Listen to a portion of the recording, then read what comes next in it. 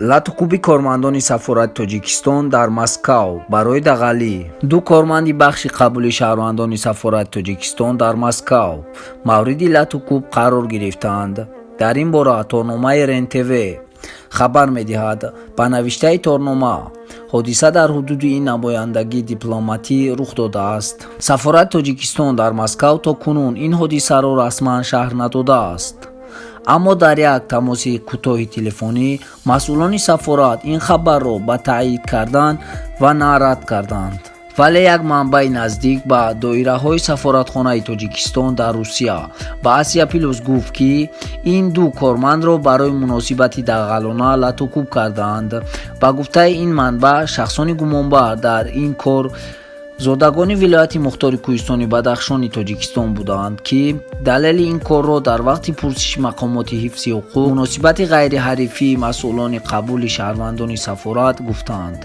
онҳо гуфтанд ки пештар барои номнавис шудан дар рӯйхати шаҳрвандоне ки ба кишвар бармегарданд муроҷиат карданд ки аз 4 нафар 3 нафарашон билет дарёфт карданду 1 нафарашон не. РЕН-ТВ аз қавли як манбааш хабар медиҳад ки вақте кормандони мақомоти ҳифзи ҳуқуқ ба ҷои ҳодиса омадааст, як нафари ба унвони гумонбар шаҳрванди 38 солаи Тоҷикистонро дастгир карданд. ин торнома навиштааст ки дар натиҷаи ҳамла бинӣ ва ангушти дасти рости яке аз ҷабрдидагон шикастааст ки ӯро ба бемористон бурданд. ба гуфти манбаи Азия Плюс, аз рӯи ин ҳодиса шуъбаи пулиси Принсесский Москва парванда боз кардаву гумонбаронро пурсуҷӯ кардааст. мегузарем ба хабари навбатӣ. як зан хонаашро ба фоҳишахона табдил доду мукофотпулӣ гирифт. боздошти зани ҷавон дар Душанбе. вазорати умури дохилии ҷумҳурии Тоҷикистон як занро бо гумони ташкили фоҳишахона боздошт кардааст.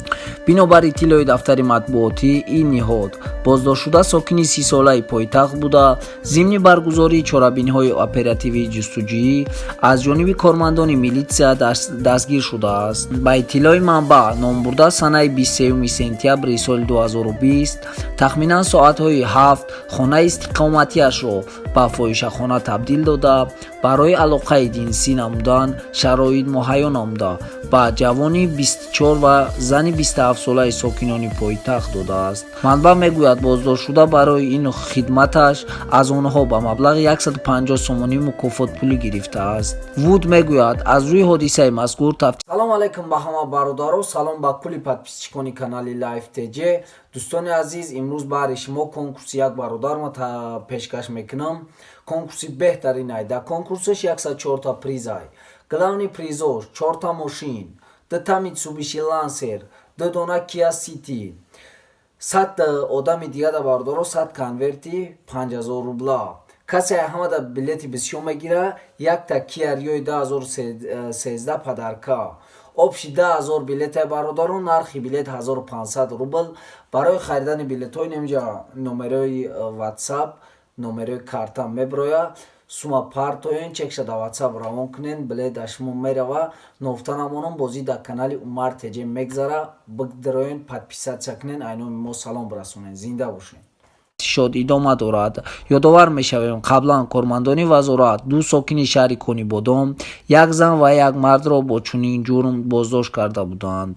гуфта мешавад боздоштшудаҳо ҷавонони 24 сола дар шаҳр ва зани 44 сола дар яке аз деҳаҳои шаҳри Конибодом фоҳишахона ташкил карда, ба ивази хидматашон аз 300 то 400 сомонӣ гирифтаанд. ин буд хабари имрӯза. ҳатман лайк монед ва ба канал обуна